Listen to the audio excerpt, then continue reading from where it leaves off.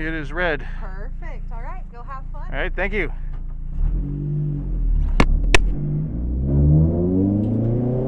Hello friends! So I wanted to finally share with you a few of the highlights from my Lemons race at the Ridge back in April. What we're watching here is a bit of my practice session the day before as I set the scene. Spoiler alert, the scene doesn't really look much like this because in true Lemons fashion it poured rain for most of the actual race.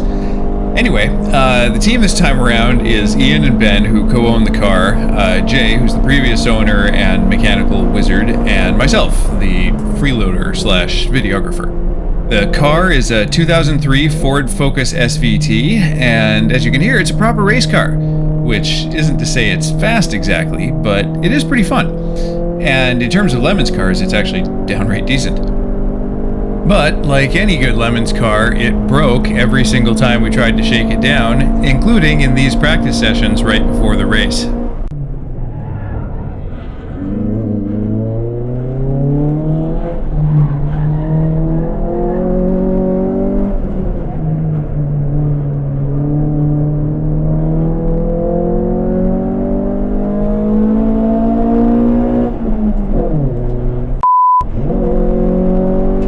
So hard to get this thing into third gear.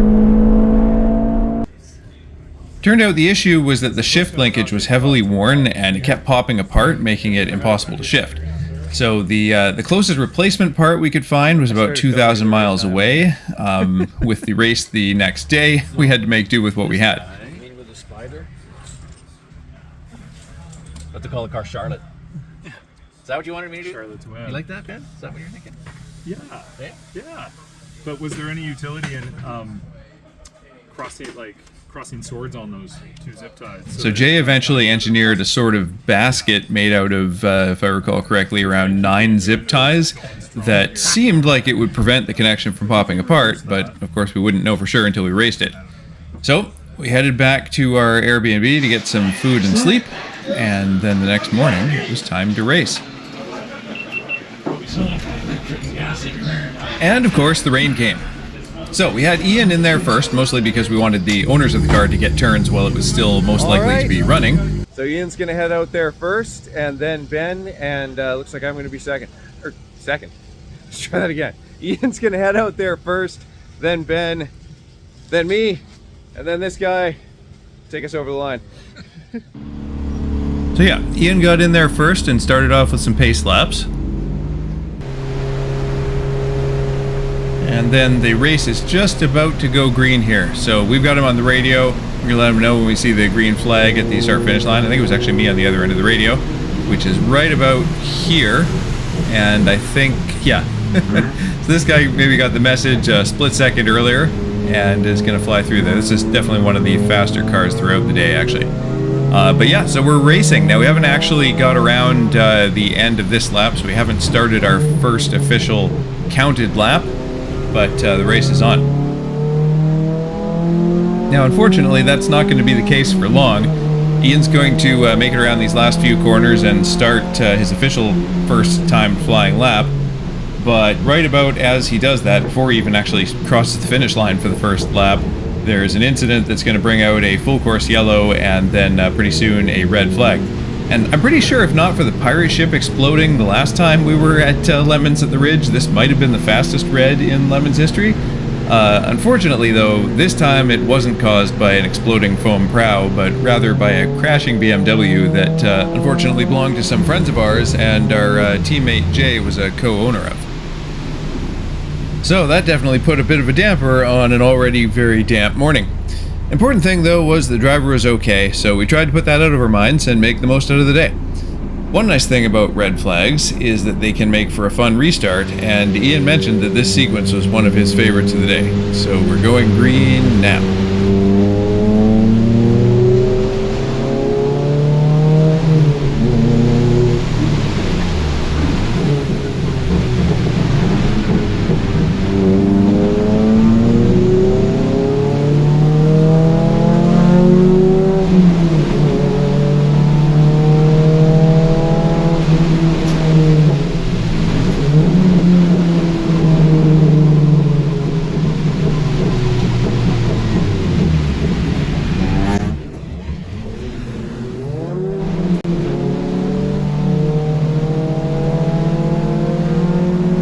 You wouldn't normally think of a Ford Focus as a powerful car, but compared to most Lemons cars, it does go pretty good down the straight too.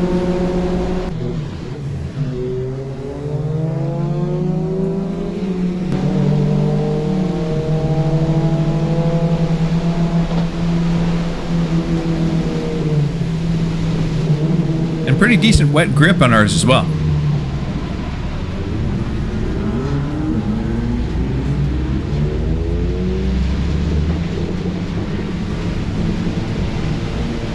So yeah, over a lap and a bit, past half the field, and over the next couple laps, you'll pass most of the rest. I think we were up to 3rd place briefly here, but sadly it was not to last, because a few laps later, we were just coming by the pit entrance and started to hear a bit of a clunking.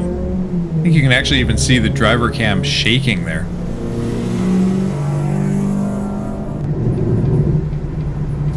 Sorry guys, I'm gonna have to come off the track.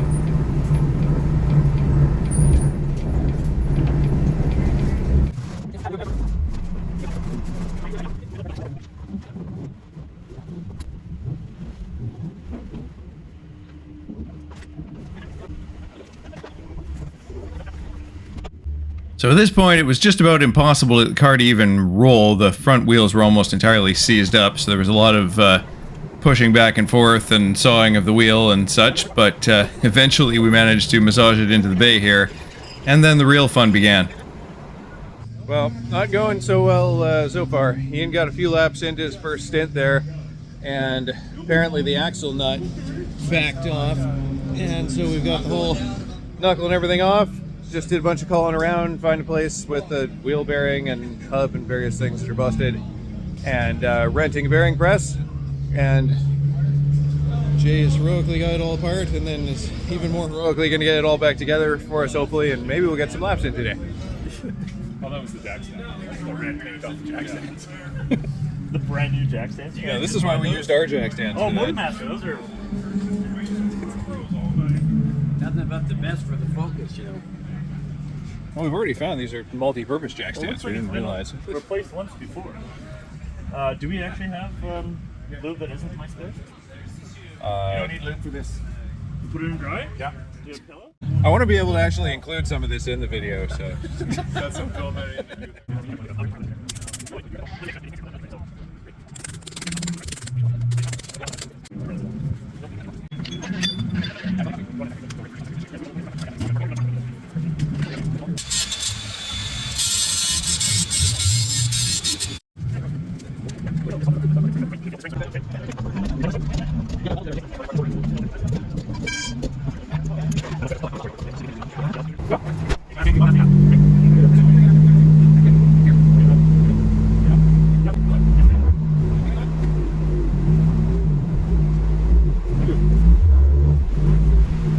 Well, 3.5 hours later, but the car is out on track. Ben's out there now, and we should each get half an hour, 45 minutes or so, assuming nothing else breaks. So, fingers crossed. So we did it! I was impressed considering the tools we were able to scrounge together were only just about adequate. Turns out jack stands can be used in many different configurations in the process of pressing a pairing without proper tools. The pace did get a bit less urgent when it became clear that this wasn't going to be a short stop, but even so, to get back out and get more laps in the same day was pretty cool. Also, for what it's worth, I did help when I wasn't filming, though clearly Jay and Ryan did the bulk of the work. Ryan, by the way, was one of the members of the unfortunate BMW team, so he joined us for the rest of the weekend, and we're lucky he did. Taught me a thing or two about wrenching and driving both. But for now, we finally got Ben in the car, and this is actually his first time racing it, so given we're about 70 laps behind the leaders at this point, he's going to start off a bit conservatively, but we'll definitely get the hang of it and have some fun moments later on in the session. I can't hear anything, I only can hear that you're talking. Ah, right, and he couldn't hear anything. Technically made a pass there, though. So yeah, we're having some radio issues this session, but as you'll see later on, it didn't end up mattering all that much. Taku Civic gonna fly by us again here. They were having a great race until they had their own mechanical issues, though not quite as catastrophic as ours, but we have some fun playing with them later on. The thing's bunched up a bit because of that recovery truck being out on the track, and I think Ben's going to have a chance to make some overtakes here. Coming around onto the straight where that power helps us. But as you can see here, and in fact the camera doesn't even do it justice, when you're following a few cars down the straight here, everything just kind of disappears into a haze of mist down at the braking zone, which can be a little bit disconcerting. So this car just kind of appears over here. And I remember from my sessions, you know, backing off a little bit early because you don't want to go flying in there when you really cannot see if there are other cars there or where they are. Though occasionally the red mist does overwhelm that tendency to some degree.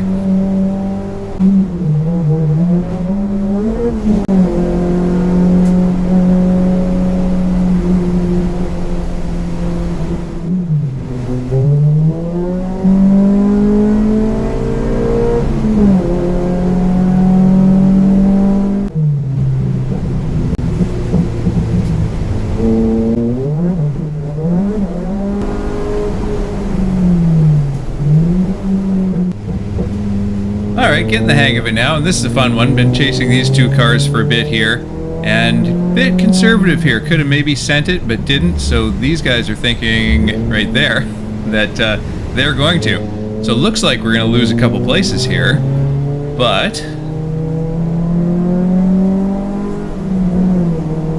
maybe more than a couple places? No, we're not, because we're better under the braking. We're going to pass 1, 2, and I don't even know if I would have gone for this third one, but we're going to get it. Send it over that curb. I like it. Oh yeah, and this BMW was always interesting. I'll show you some fun back and forths I had with them in my sessions too. But they're one of the few vehicles that would often defend. Usually when you catch people, they were thinking, you know, don't want to waste time trying to slow this guy down, let him go by, and they'll like actually try to get out of your way. These guys would not do that and would hold on to the position. So you'll see them try and take a defensive line over to the left here. But Ben's not going to have any of that. And once again, is going to use this strong braking. I think almost all his passes actually were in this this braking zone right here. But yeah, send it down the outside. Cut in, take the apex, and pass done.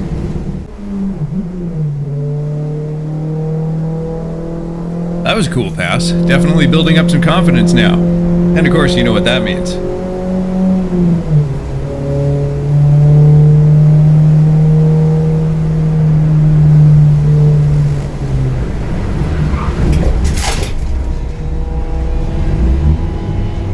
I'm not entirely sure what happened there. It looked like... Okay, I'm off the track, so I've been black flagged. I'm gonna head in. Looked like maybe just getting up to the limit for the first time and not being ready for the rear end to come around there. Or maybe a little lift mid-corner, made the rear end light and swung around and just didn't quite get the counter steer in there in time. But I do appreciate the radio message to us right away to let us know that he's coming in. So now we're all madly getting our stuff together and running over to the pits. But anyway, we're going to get ready. He's hopefully going to be able to see through that windshield on the way back in. And then go have a little chat with the stewards here.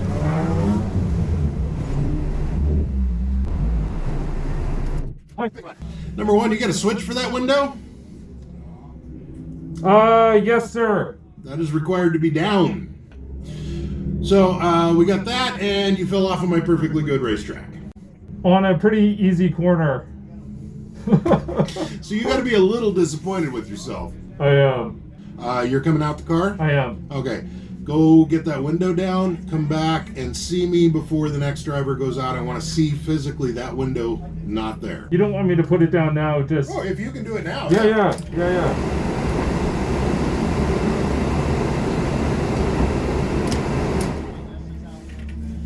That works for me.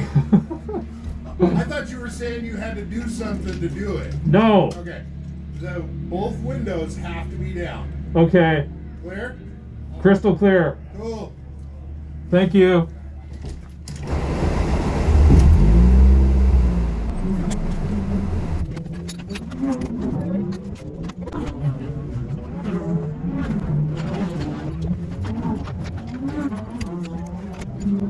Edited for brevity. There was quite a bit more back and forth about that window, so good on Ben for sorting that out and not having us unnecessarily have to drive back over there.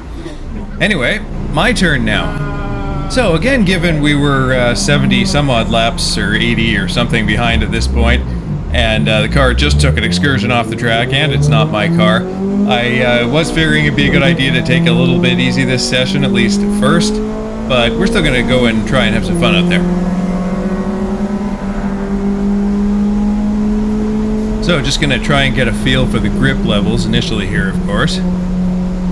But then basically right after we get around this corner, we're going to get to a full course yellow. So skipping ahead a bit.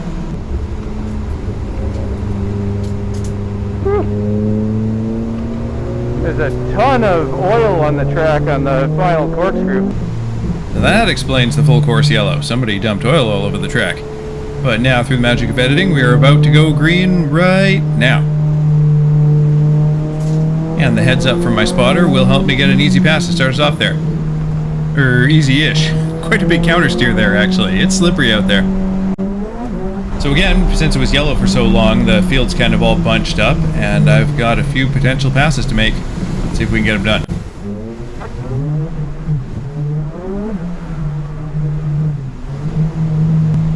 Looks like he's leaving the door open, so we'll just ease off the brakes and snag that.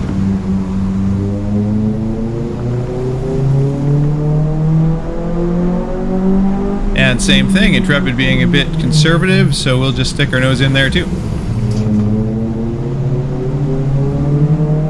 Here's our friends in the BMW again. I imagine they're not going to make this one easy.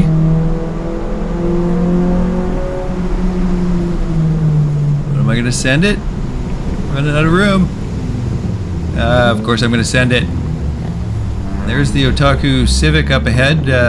Again, they were one of the faster cars that's probably running in second place, first or second here.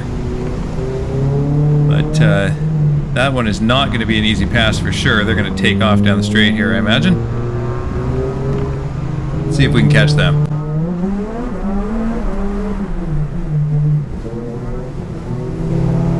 They're carving through that traffic quite skillfully. Okay, we should be able to get this one slower car down this weaving straight here. Maybe we can send it on one more into the carousel. It really depends on the line that they take. Obviously we're way under the limit right now, but that doesn't mean that you can just pass easily. You need to find a space where you can kind of send it in there and lay claim to a part of the track, and you got to leave yourself an out in case the car in front decides to close the door on you.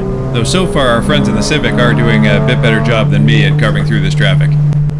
Yeah, I think by later in the day, or certainly by the next day, I would have sent one in there at least, but again, I am still taking it pretty conservatively because we're not going to make up 80 laps, and you know, the most important thing is to not mess up the car, or myself, or anybody else. Don't mess anything up, really. Alright, there's that send. And a decent corner still, so we got a good run on this BMW. Is that the Civic up there in the distance? Indeed it was, though it's taken us the rest of that lap to catch up to them fully, which I guess we haven't entirely done yet, but as soon as we manage to get past this Celica, we will have. You appear to have some speed on the straights, but as we learned last session, what we're good at is this particular braking zone. And there we go, passing the leaders. Just need to do that 87 more times and we'll be good. Now this next part was interesting. We've caught the Perplexus here, and as you'll see in a moment, we're going to try and send it in there, but they're going to close that off on us. And then you'll see in a moment here, they are very quick down the straight, so there's no way we can hang with them there. And then I spend the entirety of the next lap closing that gap back up, so that by the time we get back to the same situation, well, yeah, you'll find it's the same situation. So they're going to take off again in a moment here, and then we're going to spend half the lap catching up to them again. Except this time, somebody was catching us as well. Now this is the actual race leader, so I'm going to take the wide line here and let them by and not try and mess with them.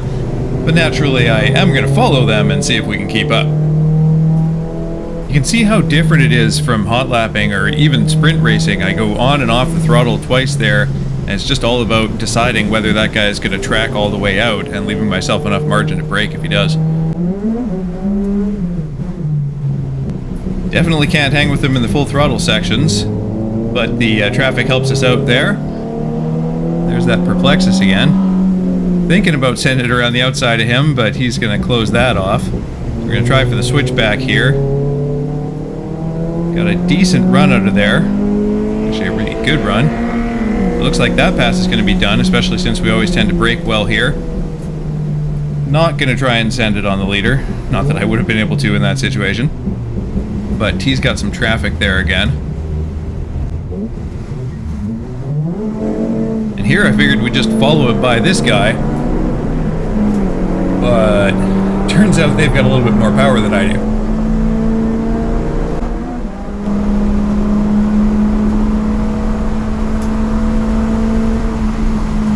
But we brake well. What I really still want to know, though, is can I keep up with that Subaru ahead?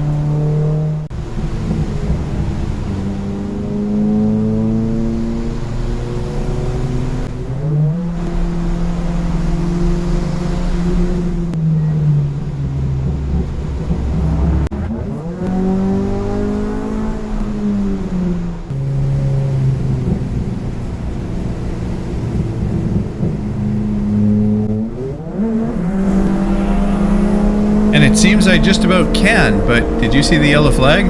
Neither did I. Did you see that black flag? Neither did I. But I'm going to see the next one.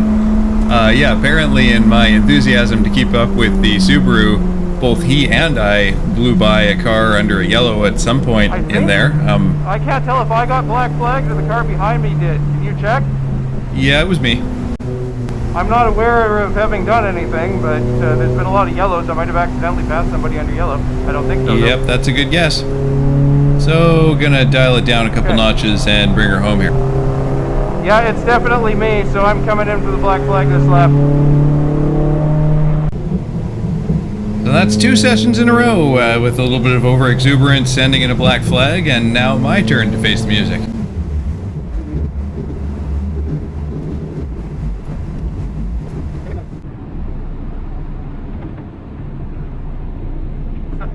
Sorry, they're talking to my ears right now. 1 sec. Okay, just don't talk to me for a second so I can hear them, please. Hello. Hi. How are you? I'm alright, Yeah. I think. Did I miss a yellow flag? That's what I'm guessing happened. Oh, good guess. Okay. That's what happened. You okay? Yeah, I'm fine. All right. It's What's, shitty out there, isn't it? What's that? It's shitty out It's there. shitty and there's flags everywhere. Which corner was it that I passed somebody under yellow? Kevin, 512, which corner? 1, 2, 12. Yeah, that makes sense. It happens. Yeah. Okay, that's only 2 for you guys today. I mean, normally a third penalty is a pretty heinous thing. Okay. We're getting down close to the end of the day. Just kind of turn it back. Don't get a third one. Got it. Eyes up on those flag stations. Yep. Clear? There, yep. Cool. What's my paddock speed limit? 10 miles an hour. Excellent. Thank you. All right. Thank you. That was actually more difficult than it should have been because I'd memorized it as roughly 15 kilometers per hour. So yeah, I got off fairly easy there, I think. Just hopefully Jay doesn't make it 3 for 3.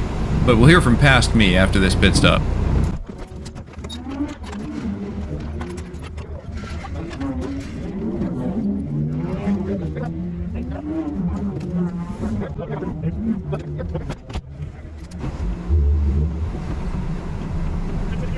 If only we could actually do pit stops that fast.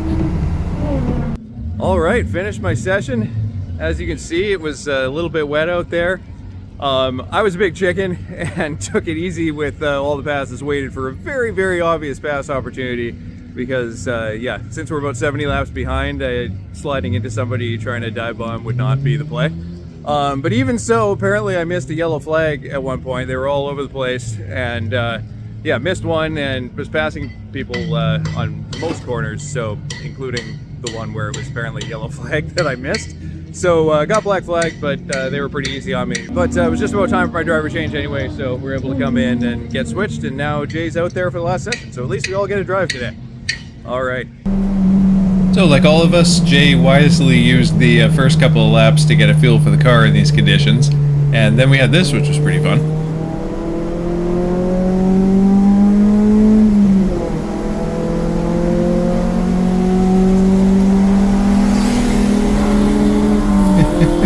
When you think you're fast on the straights, and then you run into somebody who's really fast on the straights, And then here, these guys are going to sneak through, but we'll chase them for a bit and follow them through some traffic.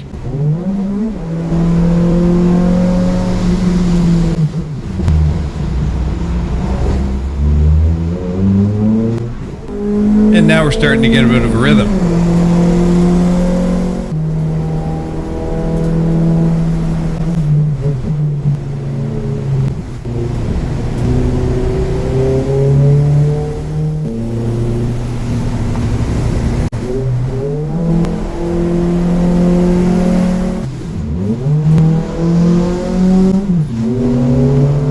And with a couple last passes here, we'll wrap up the action for a rather eventful day one, though not in all the ways we would have hoped. But the most impressive part about Jay's drive here is that he ends the day not with a trip to the stewards, but with this, a checkered flag. So that's it, bringing it across the line for the first day, but we've got one more whole day ahead of us. How'd that session go? It was wet. It was wet. Very wet. I guess that sums the day up pretty well. So we got the car tucked away, got some sleep, and just like that, it was day 2. Is that radio on, Nathan? Probably not. Holy What? Can you turn that down? I just did, yeah. Okay, so it's working now. It appears we got the issue with Ben's radio sorted out overnight. So he's going to go out first this time because he and Ryan, who's going to drive with us today too, have to take off. And then after that, it will be Ian, then myself, and then Jay to finish us off again. All right, here we are, day 2. We managed to redo our zip ties on the shift cables, so hopefully that'll last the day. We'd gone through about, 3-4 out of the 8 zip ties we had on there for yesterday, and we only ran half the day yesterday, so maybe if half the day takes 3 or 4 zip ties, then the 8 will last the whole day. I'm not sure it works like that, but yeah, hopefully we get a chance to drive. I suppose if we have to bring it in and fix it again and miss a few more laps, it doesn't really matter at this point. But yeah, Ben's out there now. I already saw him make a couple of passes, so here we go. We were actually fairly confident it doesn't work like that. So our plan for today was going to be to try and shift as little as possible to kind of just hold third gear in those corners where you could maybe go down to second, but it doesn't matter all that much. And aside from that, we're just going to treat it as its own race, forget about yesterday, pretend that didn't happen, and see how many laps we can get in today. So it is just about to go green here for Ben, and you'll see at least the first one of those passes I mentioned. Oh, and by the way, after our ball joint madness yesterday, we were down to dead last out of the cars still running in 45th place.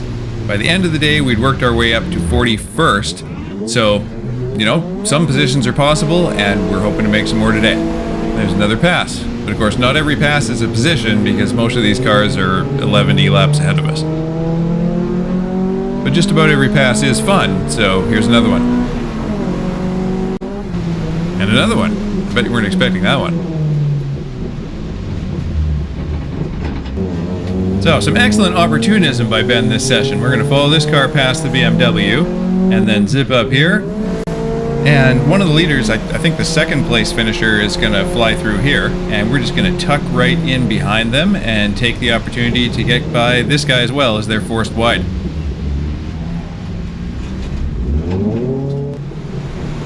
Then half a lap later or so, we're going to do exactly the same thing with our friends in the Otaku Civic here. Somebody's going by you, you might as well make use of the opportunity. So I can't show you every pass because the sessions are longer this second day, but I do need to show you this one because he really likes his sends here, and I think this one again is maybe more ambitious than I would have done, but it works. I don't mean that one, I mean this one. I like it. And then he's going to come around onto the main straight here to start what ended up being our fastest lap of the weekend so far. Rain was maybe backing off a little bit, so perhaps a bit of a damp line. Certainly not a dry line, but could have been helping a touch. And then I'm sure just building up confidence throughout the session. Anyway, here he goes.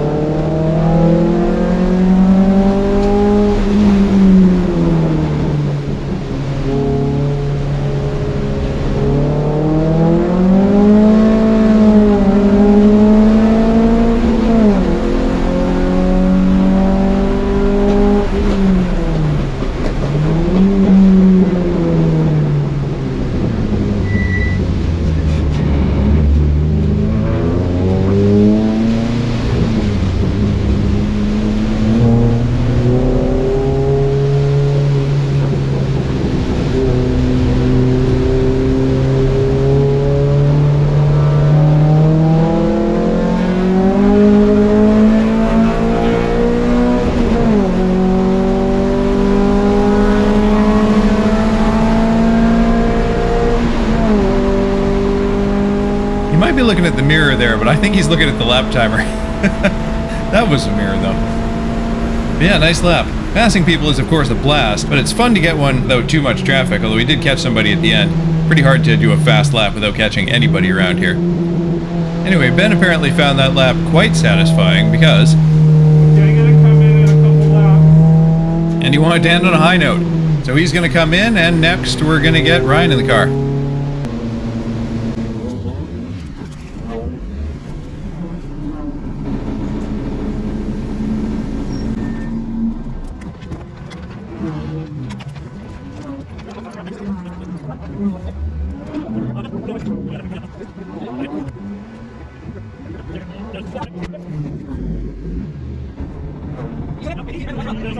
Go up, you know. Thanks. Okay, bye, be safe. Thank you. Have fun. Another pit stop in record time. Actually, that one was pretty quick because we didn't put fuel in. We figured since Ben's session was fairly short, we could do without it, which ended up being wrong, as you'll find out later, but we weren't too concerned about that at this point. So here goes Ryan.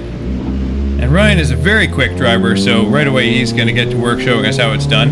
He's also going to take the minimal shifting very seriously, which makes it a bit of a challenge. And he's got some nice weather, relatively speaking, so he's going to make use of it to put in a few of our fastest laps of the day so far. And of course some passes. Far too many for me to show you all of them, but I'll show a few highlights here.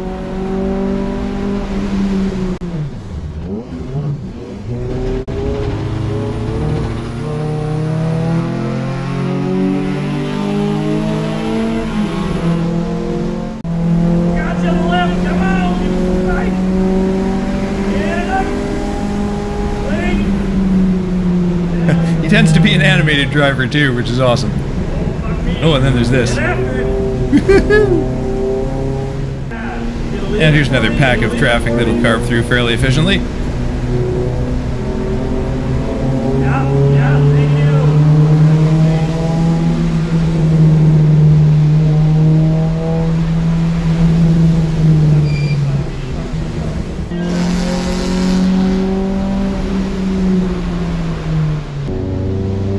And there's more, of course, but the more fun parts of his session are later on, starting with this. Chasing this Corvette here as it gets by the car on the right.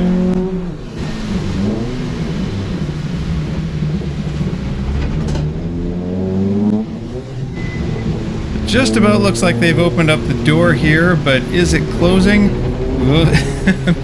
Ryan takes a lot of curb there and backs off a bit just in case. That gives it just enough throttle to get alongside here. Now this Corvette is way faster than us on the straight, but they've got this slower car in front of them and they can't get through. He's taking the left lane, they've got the right, and they're stuck there. And presumably aren't too happy about it, but that's racing.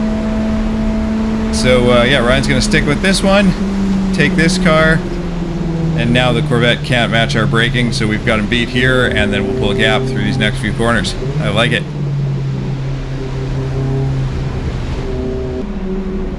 Alright, and this is an entertaining battle. We're catching this Jeep-looking thing, which actually is absolutely insane. They've converted it to rear engine by sticking a front-wheel drive, I believe it's Volvo engine, in the back, and then like connecting it to the rear wheels. I don't know how all that works, but apparently it does. And depending on the driver, they were often right around on our pace and pretty racy, so it was fun playing around with them. Except when they're getting away like that. Apparently that Volvo engine makes some power. Now, Ryan's gonna get a bit ambitious here.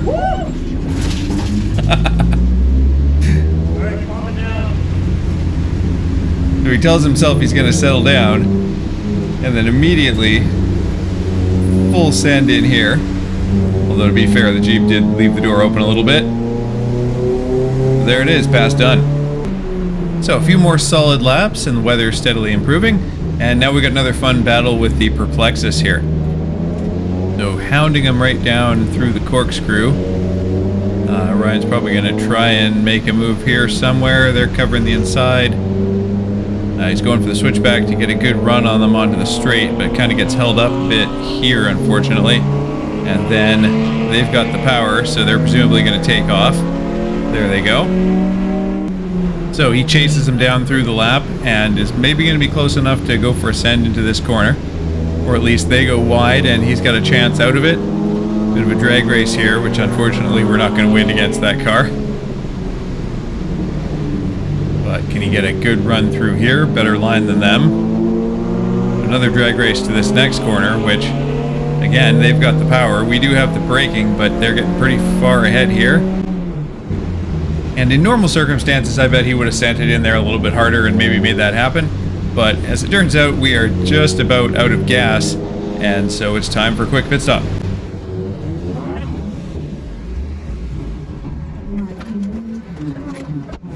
You're not allowed to fuel with someone in the car, so even though Ryan's going back in, we got to get him out to put the gas in.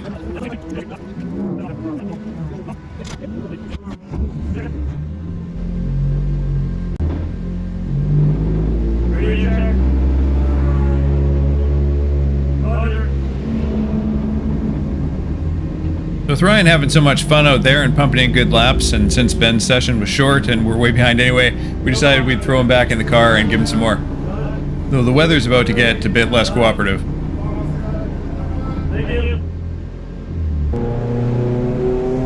This is the weather we're dealing with at the moment. Can't really see it too well, but it's sunny, but like absolutely pouring rain sideways. But we're not going to let that stop us. Thank you to this guy for merging into the slow lane. And then just as quickly it started to clear up again and we got some real blue sky. And then things really started to get racy.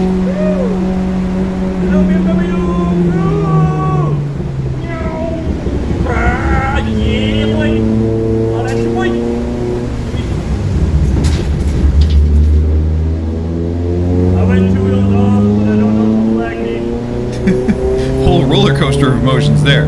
2 wheels isn't that many wheels though, you'll be fine.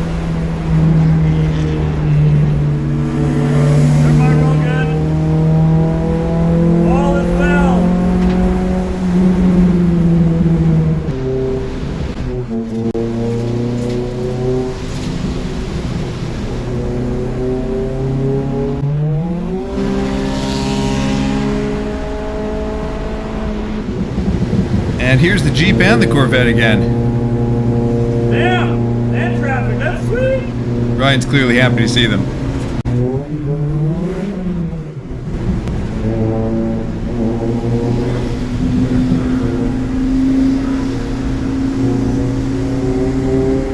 Yes!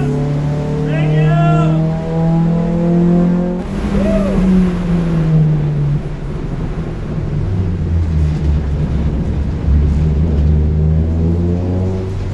Are you leaving her open or are you cutting in? Oh yeah! Fine, oh we got oil. That's the debris flag, and we're good. Yeah, buddy! Woo! The great thing is, when I'm driving, I'm feeling all the same things, but I don't say them. I love that he does. Did I get a black flag?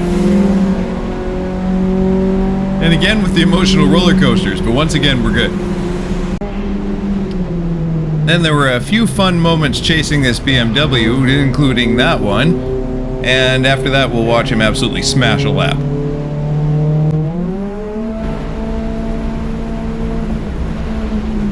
Bit of a faster slide that time. Come on.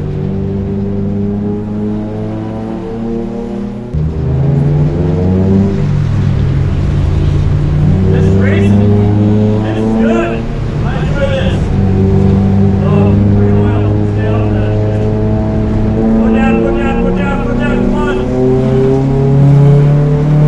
Get up.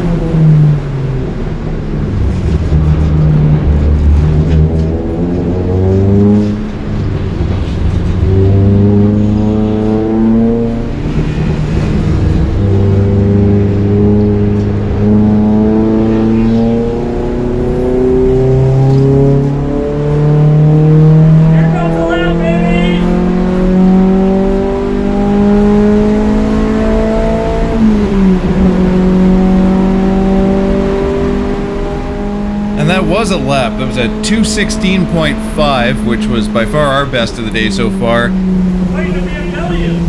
And I think the second or third fastest time overall so far. So, yeah, good lap. Yeah, I had a lot of fun with the 318 Ti. I guess the BMW was chasing him through that whole hot lap. So after that, there were a few more passes.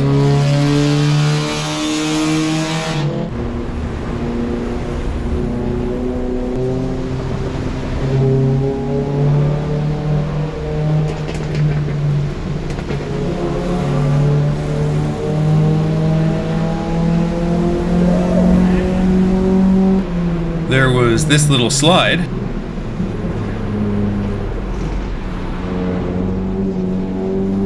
And then he closed out the session with a couple laps of chasing the leaders and doing a pretty good job hanging with them.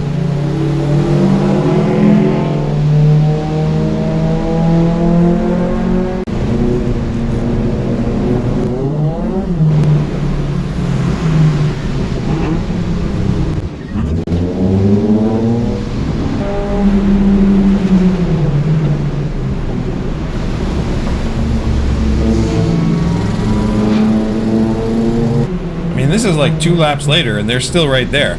Yeah, they're going through traffic, but so are we. Like this one. Only we weren't 70 some odd laps behind. But we did make up a little bit of ground. We were up to, well, I guess 40th place now. So we made up 1 place, but we got a lot closer to a bunch of people, so it's possible to make up a few more now. But not in this session because we are just about out of fuel again. So it is finally time for Ryan to come home. Right, so this is the first time we've had to do this since we missed so much time yesterday, but being a Lemon's car, this car burns about a half liter of oil every hour, so we're going to come in for a quick oiling stop here.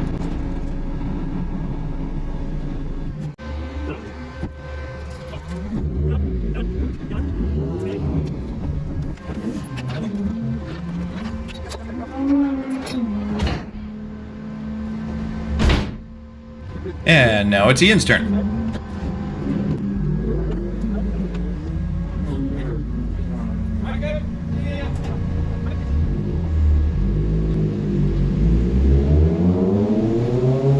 So as Ian gets back up to speed here, the weather quickly takes a turn back for the worse, but worsening weather notwithstanding, we're going to get another pass for position here. Now, of course, we're not exactly catching cars that did not have any hard luck of their own. When you sit out for 3.5 hours, you need to get a little bit of luck to make some of those positions back. But hey, you got to be good to be lucky, right? So I'm sure it's our skill that put them on the tow truck. Regardless of the circumstances, we're into the 30s. We're going to take it a bit easy to begin with here. Probably not a bad idea given the conditions and our position. There's our friends in the Perplexus again. So a few laps in, he started to get into a rhythm and make some passes.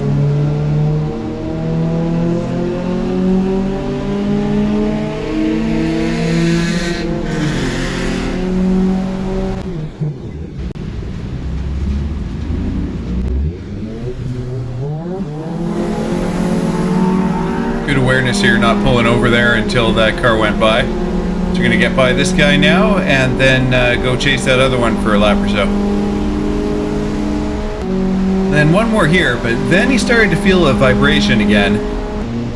And based on what happened to us yesterday, figured it'd be a good idea to bring it in while that was still possible. So he's going to pull into the pits and we're all frantically running over from our garage over on the other side of the paddock there with various tools and such. Wanted to basically just check things like tire pressures, and Ryan was smart enough to bring a floor jack over, so we were able to jack it up and give the wheels a shake. You can see I'm doing a great job supervising here. What can I say? We had like 2 pressure gauges and 1 jack. There's only so much to do. No, I get like a vibration like this. It comes out of balance on this side as I go around. That's it? We're good? Okay, thanks, guys. Probably better safe than sorry, especially given our position, but we couldn't find anything wrong, so we got Ian back out on the track, had a couple of clean laps, and then caught up to this traffic. So as he's thinking about how to get by this red and white car here, the second place car, the black Subaru number 996, is going to come through. So we'll try and chase them through a bit of traffic. I think we're going to get by the guy on the left here on this straight, probably. Yes, indeed. There we go. And then close the gap back up. The other one here, not quite close enough to send it in on this corner.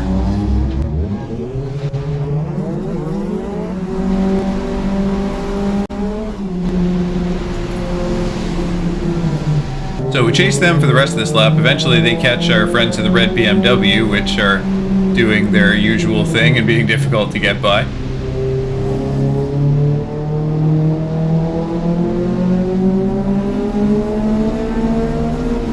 Definitely bringing us into the mix here, but are we going to have an opportunity? There's not a lot of room to send it into here. Alright, not quite yet. So after the main straight, still sticking with them, but now the Perplexus is going to make use of this opportunity as well. Here they go.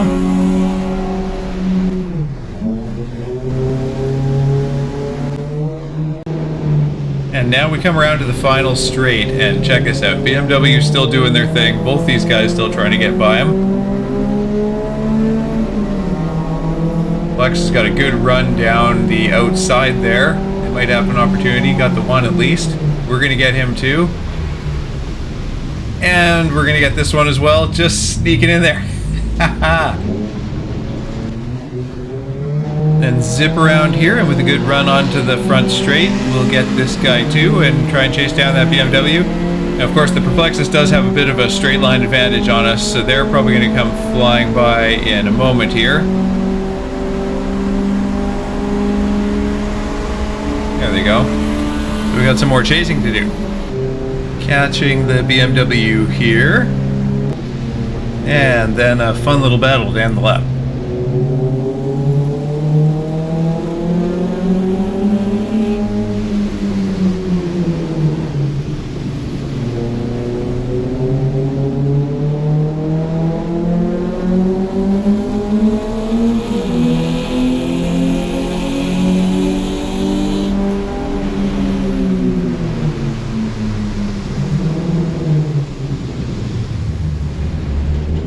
And that looks like pass done. Alright, bit of a lull, and then toward the end of the session we have this fun sequence here. So we're catching this gaggle of cars and closing up on them pretty quick. We get the first one easy right here. And then not quite enough room on the outside there, but go for the switchback. Quick shoulder check, and there's one more. So then, we're going to chase a bit more. We're going to get a couple cool passes in a second here.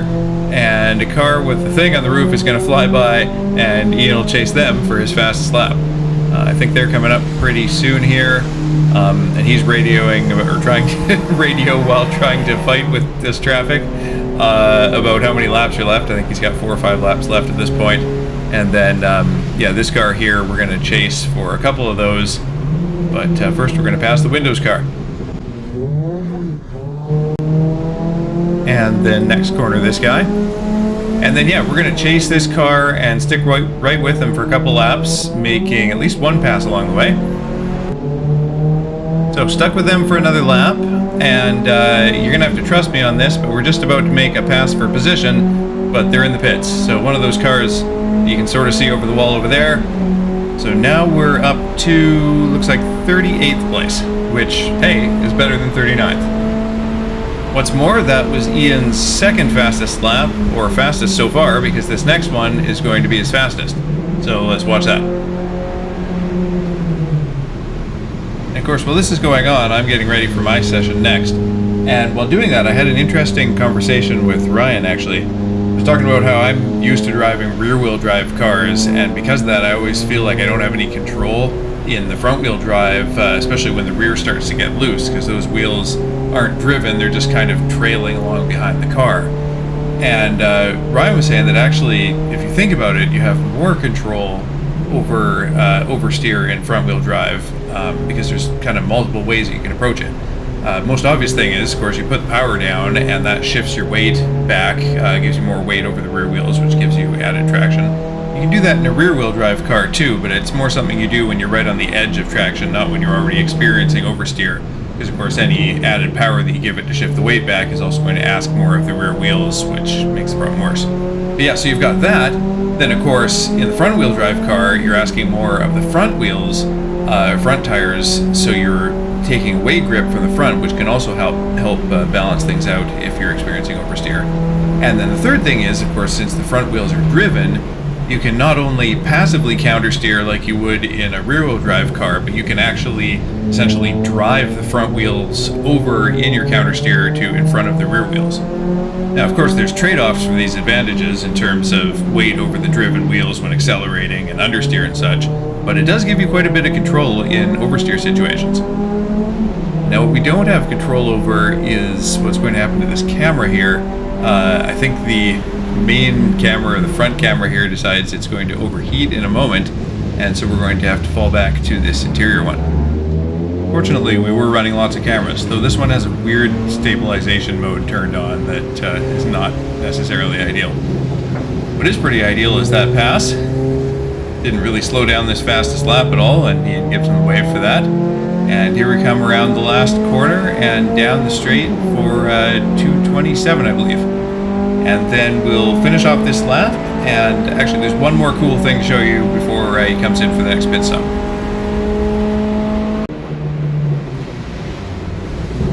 So coming up to the thumb toward the end of the lap here, we're going to arrive on some more traffic.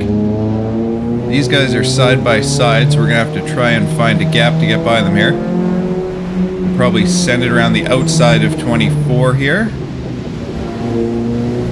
And yep, just managed to sneak by.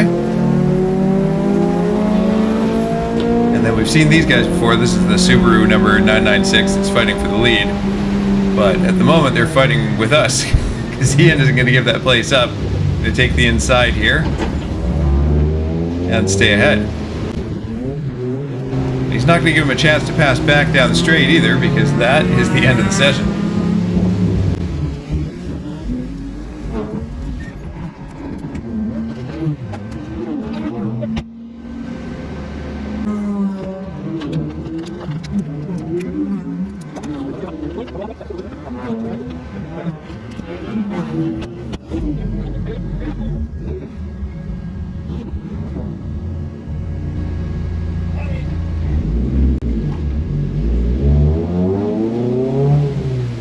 So now it's my turn. I was feeling quite a bit more hyped actually this day than the day before, with the downer of the other car getting wrecked, and then, you know, us being knocked out for half the day and being way behind. Yesterday was kind of meh. There goes Perplexus. Maybe we can chase them. But today, yeah, again, like I said before, we figured we'd just treat it like its whole own thing and just do the best we could. So I was out there and excited to do that. And we're going to start with this. So obviously I was not so much taking the take it really easy to start off approach. I sent it right into the first corner there, but that worked out fine.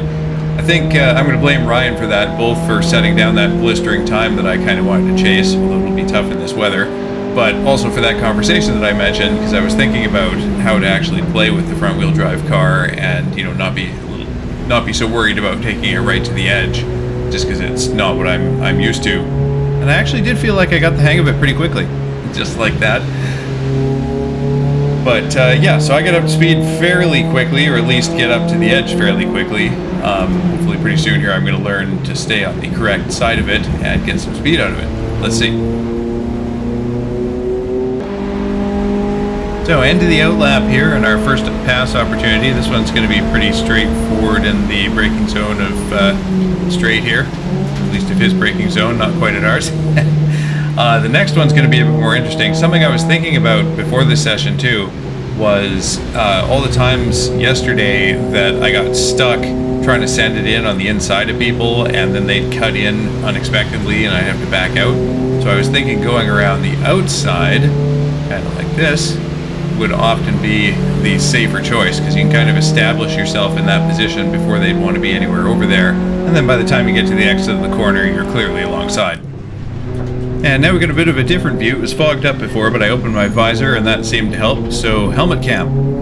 Kind of fun to get a sense of where I'm actually looking, and plus it saves us from that somewhat vomit-inducing stabilization boat effect of the top right camera there. Anyway, we got a good run onto the straight on this guy and turned into a bit of a drag race. We were winning it to begin with, but looks like they've definitely got the top speed advantage on us. But they're braking and we're not, so we're going to be good.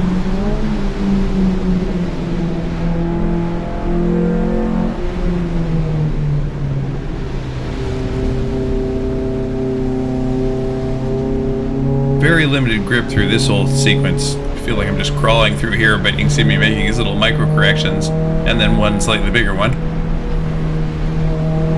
But if we're struggling for grip, everyone else is at least as much, and so we're catching these few cars right toward the end of that same lap.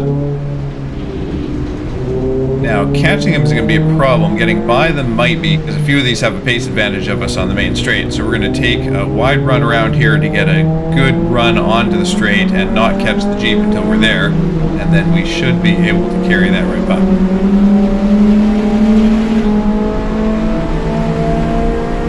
Which we do by revving it out. And then I think we can be late on the brakes and get this guy too.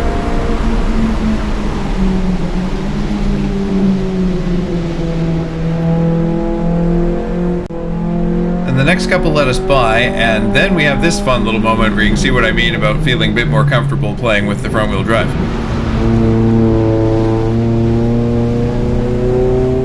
Yesterday I would have counter-steered fine, but wouldn't have had that muscle memory to actually put power down to get it settled down faster. And of course being able to do that then builds up the confidence to be able to send it into the corners faster, because if you do lose it a little bit, you can always get it back under control.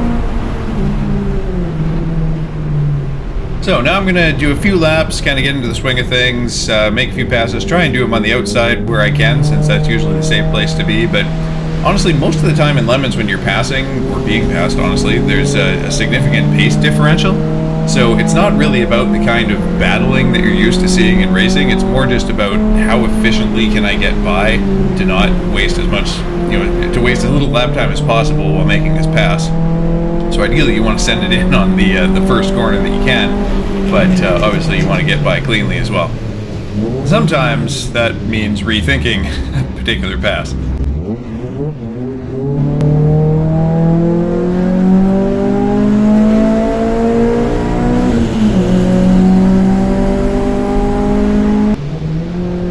So I made a few more, which I guess I'll restrain myself from showing you all of, including this one in what is quickly becoming one of my favorite places to pass around here. And then we caught up to the Perplexus again, and as usual are going to have a little bit of a fun battle with them. But first, a quick check-in with the team. You guys still awake? I always enjoy some banter on the radio, updates about when the next pass for position's coming up, and who's ahead and behind me, and all that kind of thing, and just, joking around. Keeps the race interesting. Only as a poor substitute, though, of course, for the really interesting parts, one of which will hopefully be coming up here.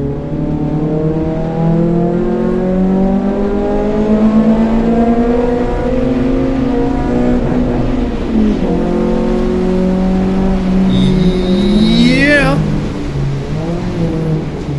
That's what I'm talking about. Let's go chase this guy down. But first we got a view change, because apparently running with the visor down, which, is recommended, was apparently too much for the camera specifically designed to be inside a visor. There's another pass. A little bit of wiggle. Yeah, so it overheated. We're back to this. We'll have to do just make do with a little bit of swaying. Now, just going by the Perplexus at the top of the hill there, I know they've got a lot more speed down the straight, so I've definitely got my eyes in the mirror, but fortunately it took them a little bit longer than us to get around the red car, so I think we're going to make it to the end of the straight without them getting by here. Then we can leave them for dead on the corners. And I don't know if it was the motivation to do that or the improving conditions, but this is going to turn out to be my best lap of the session, so we'll stick with this one. See some more little minor corrections around corner 2-3 there. Another one there. Going pretty good. So yeah, we're not going very fast, but with all this water on the track, we are right on the edge. And yeah, really starting to enjoy playing with the front wheel drive and kind of dancing it around corners. Okay, they made that one easy for us, which was nice. Didn't cost us any time here. Send it into the carousel. A lot of different lines you can take around this one. And of course, toward the end here, this is where you do struggle with the front wheel drive a little bit because it's more difficult to get on the power and you can't use power to get rotation. Love this part with the compression there. I do venture out a little bit into the wetter part of the track there, which is maybe not ideal, but it does set me up for a straighter line on the exit here, so I get a good run all the way up this hill. A little bit of a, I mean, there's not a dry line anywhere, but there's a damp line at least. Catching some more traffic here. Hopefully this isn't going to play too much a role. And doing my best to carry speed around the thumb here because I'm being good and trying not to shift too much, carrying third gear. That is a little bit faster in second. Of course, it ends up not really helping because I'm going to take second here, but I didn't really have a choice because I got to cut in sharply to get around the car here. But we do that without losing too much time, and we should be able to take the regular line through the last corner at the top here. And then when we get to the bottom, this last long left is another spot where the front wheel drive can be a little bit painful because you have to wait for it to hook up to get the power down. But I've been playing with it like that a little bit, inducing just a bit of rotation with the trail braking. Honestly, that was probably a bit too much, but hey, it's fun and it does get us lined up for here. Here comes the lap. Already know it's going to be a good one. And yeah, actually turned out to be a 2:16.3 or 0.2, depending on whether you believe our lap timer or the transponder. Either way, our fastest lap of the day, just barely edging out Ryan's, though I really can't take credit because I did shift down to second a couple of times at the end of the lap there where he held third, and I wouldn't be surprised if the track was just slightly drier for me too. Plus the massive skill differential, of course. Can't discount that.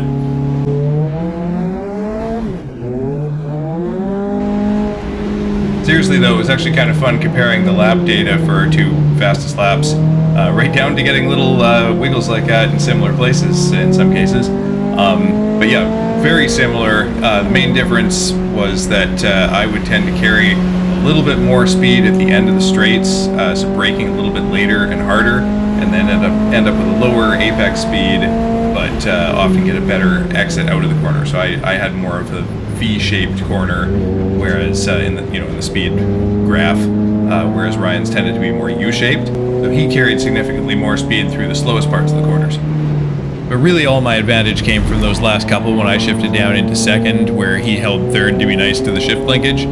He was actually a couple tenths ahead of me until then, and then I finished a couple tenths ahead of him. So the secret is a lack of mechanical sympathy. Anyway, somehow we found ourselves behind the Perplexus again, which I don't entirely understand because we just passed them at the start of that previous lap, and I would think that they must have pitted, but they're going to peel off into the pits right now, so maybe they're having problems and did pit 2 laps in a row. If we were within 50 laps of them, that might make a difference, but we're not, so instead we're going to chase our friends in the BMW here, which I'm sure will be fun.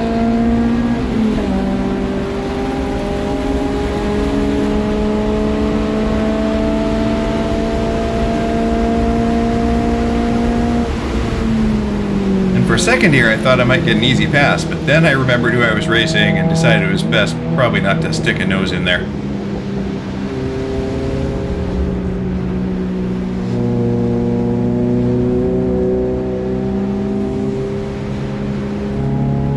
We don't quite have the pace differential on them to send it around the outside here like I did those couple other times, so took a quick look to the inside, but of course they're not going to give us that, so we'll have to keep looking.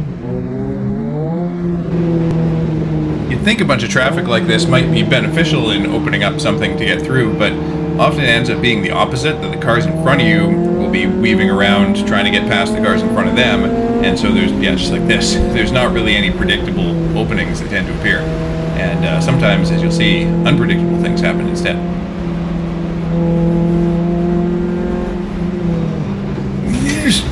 That's another one that I thought was going to be easy, with the BMW going through there right before me, but apparently not. What can happen when you try and pass on the inside? Of course, part of the reason I did send it up there is I could see I had that bailout option. Anyway, that cost us a little bit. They gonna give us this side? Nope. I'm sure we'll get him in the braking zone of this straight, though. Though then we're going to have to do some more racing to get by that BMW.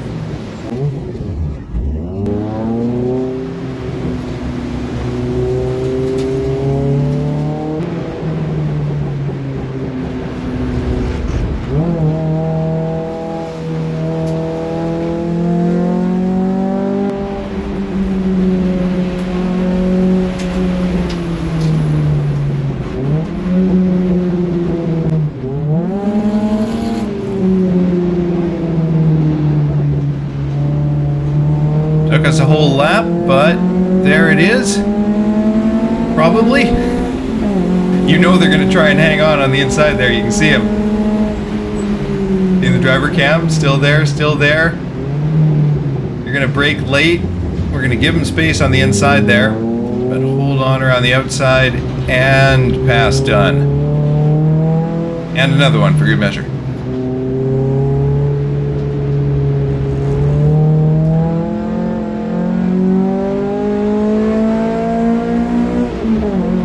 Glance in the mirror to see how quick they're gaining on us now. A little bit of a grin. And then radio to the team to let them know I finally got by. That was a pretty fun lap. And we are going to just stay ahead on straight here, although they were definitely gaining. But we managed to hang on so we can pull a bit of a gap over the twisty part here.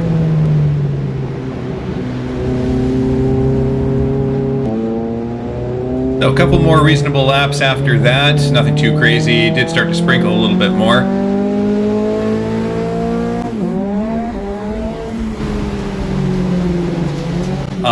Then you see this one here. It isn't always straightforward passing around the outside here. Got a little bit nervous getting squeezed, but all worked out well.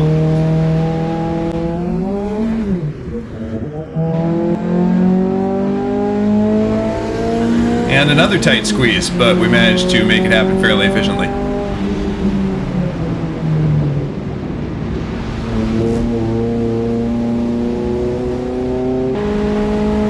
So managed to finish up that lap without too much drama, but then the sky just opens up and it's absolutely pouring rain now.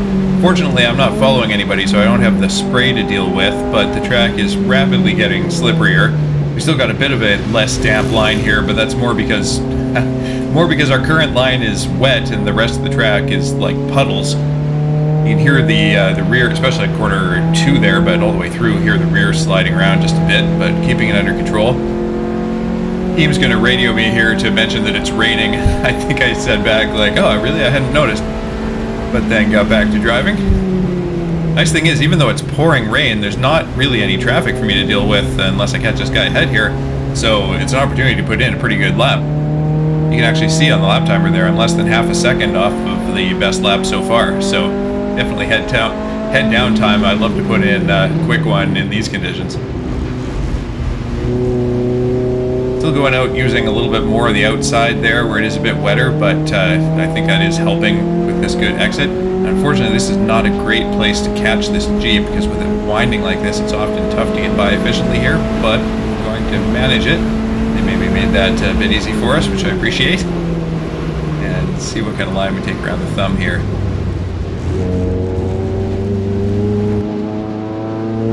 Pretty good. We're going to stick with third gear to be nice to the transmission. Am I going to actually hold it in third this time because I don't have an excuse? Do hold it in third, don't quite manage to get to the apex as the track is rapidly getting more slippery. The combination of those two things is going to cost me quite a bit down the straight. You can see the speed delta on the phone there, minus 12, quite a bit slower. And yeah, can't really make it up in the braking zone because we're driving on a lake now. But still pretty tidy lap if we can get by the Windows car here efficiently. And yeah, it looks like they're going to give us that, so that's nice. And then out onto the main straight. So given the conditions, this is going to be a 2:18 or so. Not a bad lap. I mean, as I pat myself on the back here. But I will say, Jay actually radios into me in just a second here, and he's like, "What, you said a 2:18 with that pouring rain? Seriously?" And you know, I pretended to be humble about it, but admittedly, I was at least a little bit proud of myself. So after that, if anything, the rain intensified, and we got a couple more passes around the outside in a different spot here. around this sort of double apex corner after the carousel. I think this is corner 8. And in a way that actually gets easier when it's completely pouring rain like this, because you don't have the drier line anymore, so you're not really sacrificing grip to go around the outside. So somehow that's the Perplexus once again in front of us. We're going to take us a few corners to catch up to them here.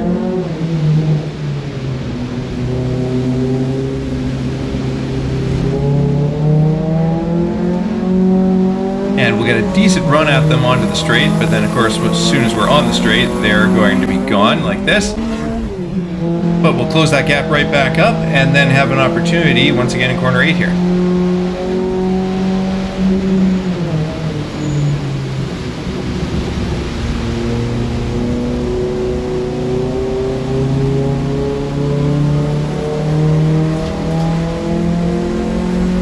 And if this were a regular straight, they'd probably get us right back through here, but with that bit of a bend and then it tightening up here, there's no opportunity, so we should be able to keep that one.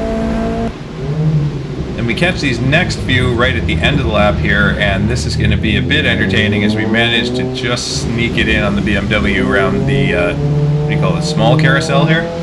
What corner is that? 15 apparently. Whoop. Tight, but it works. And then a couple more with the run onto the straight. And after that, I think, is my favorite part of basically the whole day.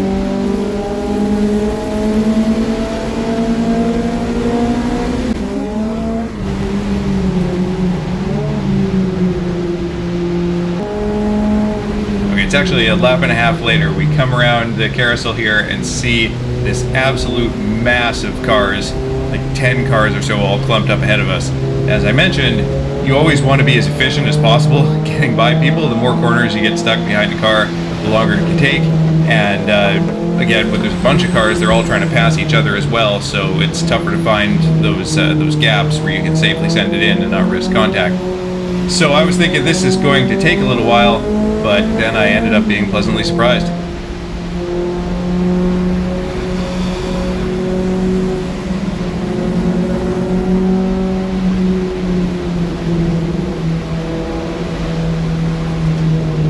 Next car was the 3rd place finisher, I think. And number 74 after them is only 3 laps ahead of us now with that pass, so might have a chance at them for position soon.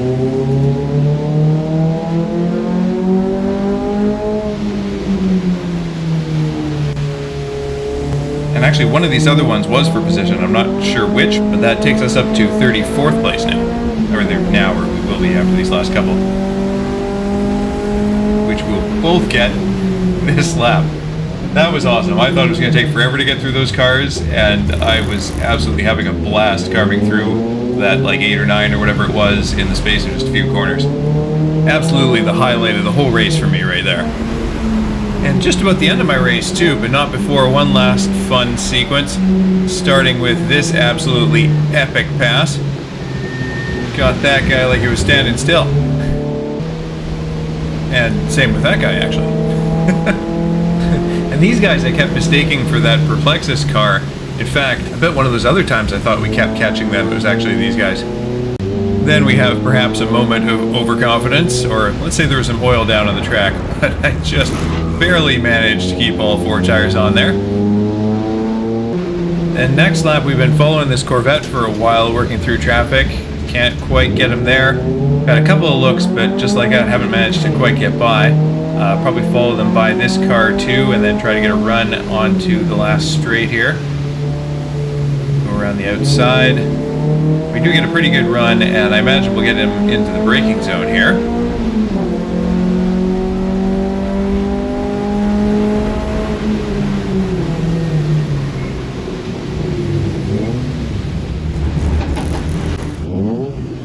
But in our excitement about that, we're going to completely forget about that oil on the track and have another little moment there. It's all good though. Carrying on.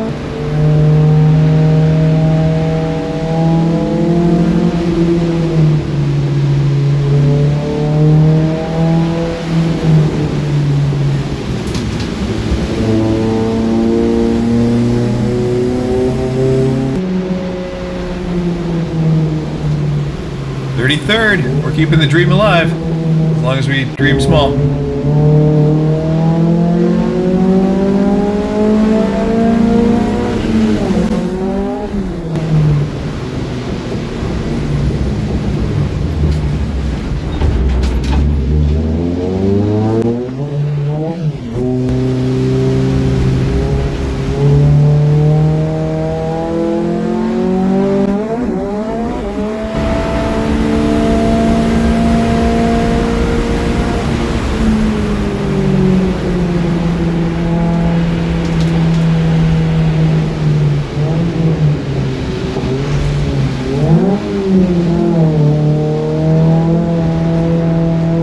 Was a bit scruffy, but we kept the spot, we kept on the track, and that's all that matters, right? And this is actually my penultimate lap, and that one little moment notwithstanding, the rest of it's pretty clean. So we're going to bring it across the line here with a 2:18.1, be my, I think, second fastest lap of the session, and then a little bit of fun on the in lap, and that'll be it for my session. And when I say fun, of course, it's going to start with these guys, and this time I'm pretty sure it's actually them. And a touch more action, one more I think, and then we're going to bring it home.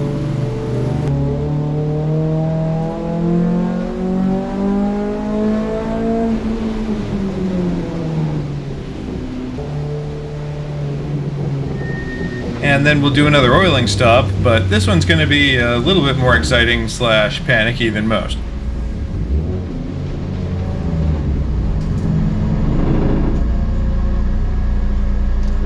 There's no key. Jay, the key is gone. There's no key in the ignition.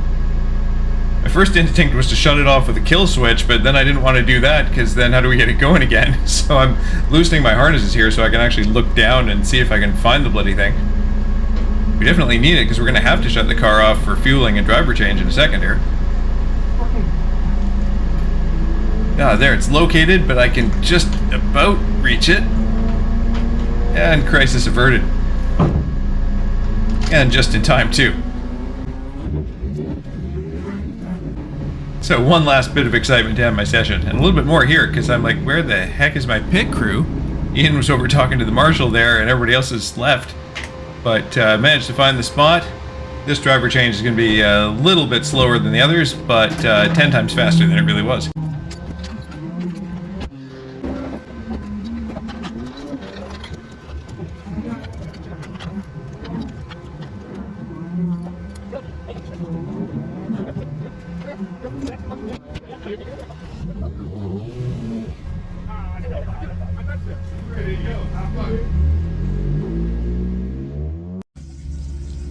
Just finished my session. That was awesome. So much fun working through the packs. Oh yeah, what a blast. At one point got a little bit of a less wet track. I think it was still raining, but not as hard. So got a bit of a damp line and no traffic for lap or two. So managed 2:16.3, which I was pretty happy with. And the rest of the time, just a blast carving through cars and finding, because especially the slower cars, you got to get back by them fairly quickly, so you want to try and find all kinds of, let's say, unconventional places to pass. But yeah, that was a blast. I actually found myself doing most of the passing on the outside, because when you're trying to go into the apex and they don't see you, it can be a bit dicey if they just dive in there. But drive around the outside and usually you're good. At worst case, one time I did have to drop 2 tires over in the dirt because they tried to use all the track on the exit, then saw me at the last moment. But all felt pretty good, nothing terribly sketchy that I can recall.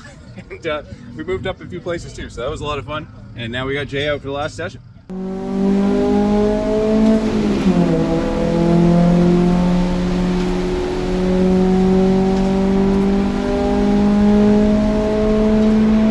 I remember the first time we did Lemons, I was the last driver out and the conditions were very much like this. And we had been a little bit luckier that time, so we were running in right close to the top 10. I think we thought we maybe had a chance for a top 10 finish. But I was very much in bring it home in one piece mode. Definitely did not want to overshoot a braking zone, and you know, even if you don't damage the car, you go off track, you get black flagged, you come in, lose several laps, and completely blow anything good that had happened. So was definitely kind of in like 9/10 racing, you know, making moves, but trying to take it easy. And I imagine that Jay was in a similar mindset, especially seeing one car written off this day already, or this weekend, I should say.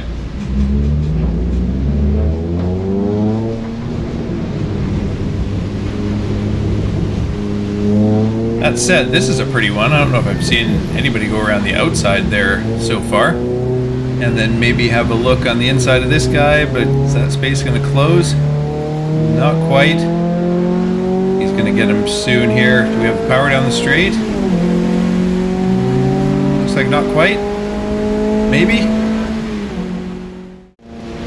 I see what the play is here. And then we're going to follow this Integra through for one more, but this one's exciting because this is for 32nd place on the BMW right here. Boom. Better than 33rd. Then a lap or so later, we're going to catch our friends in the red BMW, and as usual, I'm sure they will prove exciting to get by. Let's watch.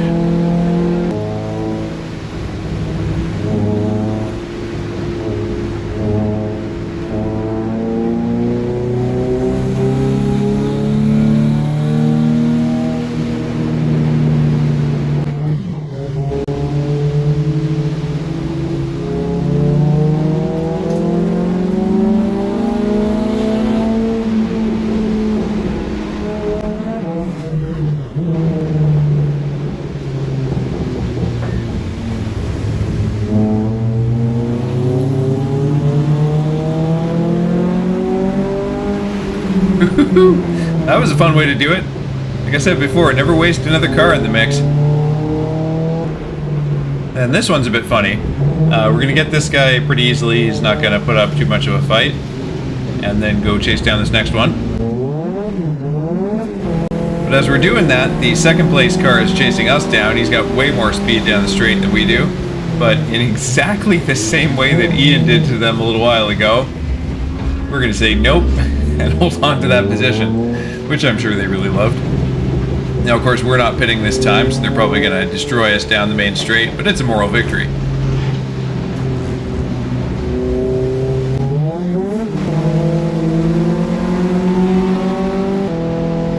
But forget moral victories, this one's going to be an actual victory, and a bit exciting too.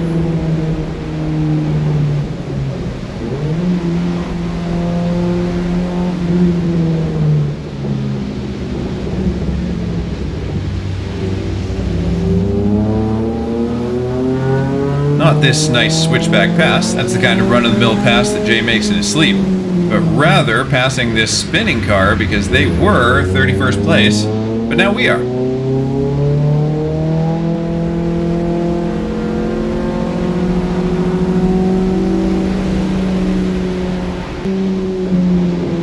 Alright, check this one. Coming up on a group of cars here.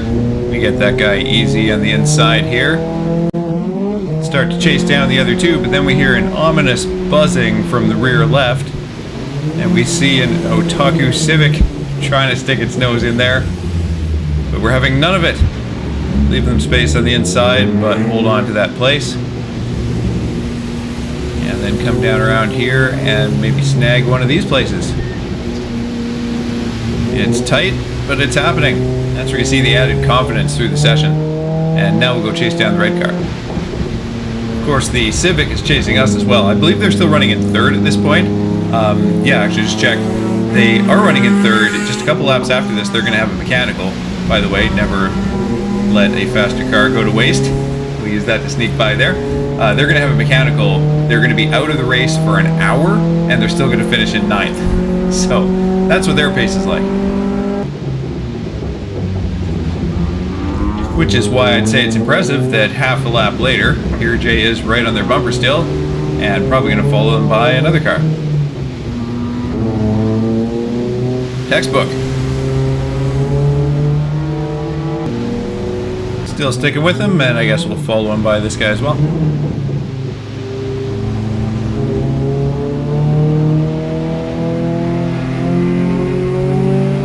But it gets better because at the end of the next lap here, we are going to catch the leader. Now, yes, we're some double-digit number of laps behind them, but we're faster than them currently. And yes, they're probably nursing an issue or just kind of trying to bring it home, fuel saving. Who knows? The point is, we're faster than the leaders, and we're going to chase them for a bit.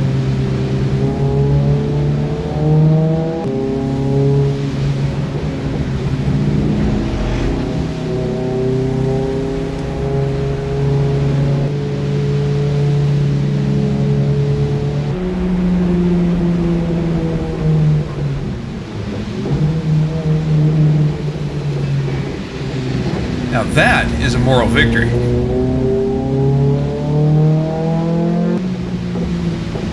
So then we catch our friends in the red BMW again, but this time Jay's going to dispatch them with quite a bit more ease. And then we're going to come around the last corner and start what ends up being Jay's fastest lap of the session.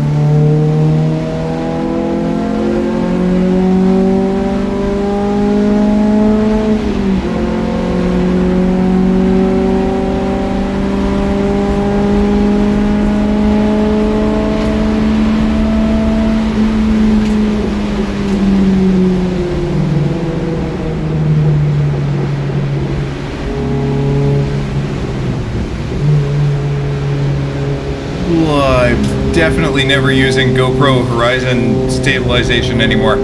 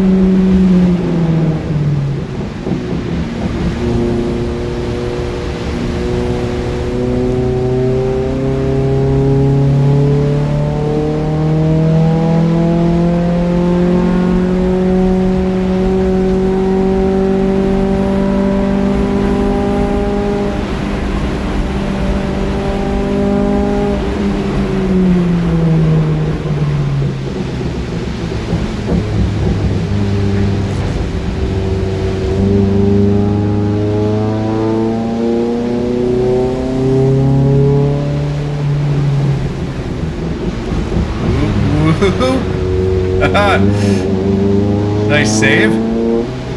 I'd say he's pushing it now. Not bad setting your fastest lap with a massive drift in the middle.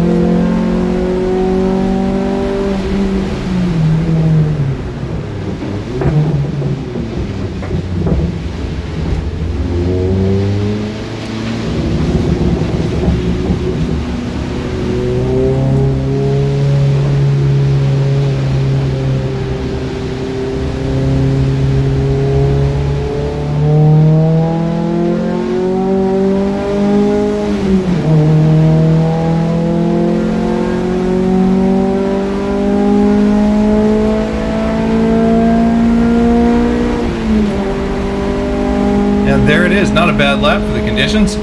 Next few are a bit less eventful, so we'll skip those and go to one last really fun sequence before the end. This one's Jay's turn to catch 10-ish cars all in one place, and with a similar result.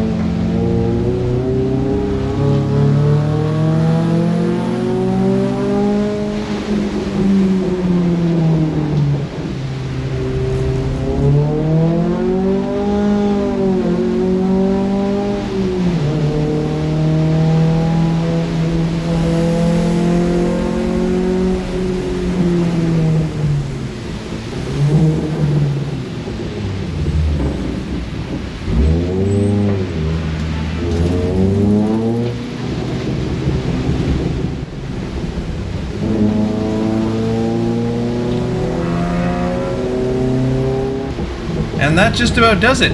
After that, we realized we weren't going to make up any more positions, and our fuel was starting to look a bit questionable for the end of the race. You can actually squint and see the gauge on the right side of the gauge cluster there, getting close to empty. Then for the last few laps, it was very, very close to empty, or below empty. So Jay was getting into full-on lift and coast mode. But it's all good, because that is the last corner of the last lap. And here we come down the straight to take the checkered flag. There it is, checkered flag. We had just enough fuel to make it over. So there it is, good finish to a good day. We did a little bit of math and worked out, I think we would have been somewhere 4th, 5th place around there if we managed this day's performance on both days. But you know what, it's lemons, things break, that's expected, and the fact that we were able to get that fixed, get the car back out same day, and then have a good race the next day, that's a win in my book. Another moral victory, you could say. And fortunately, Jay's got just enough fuel to come around and celebrate it.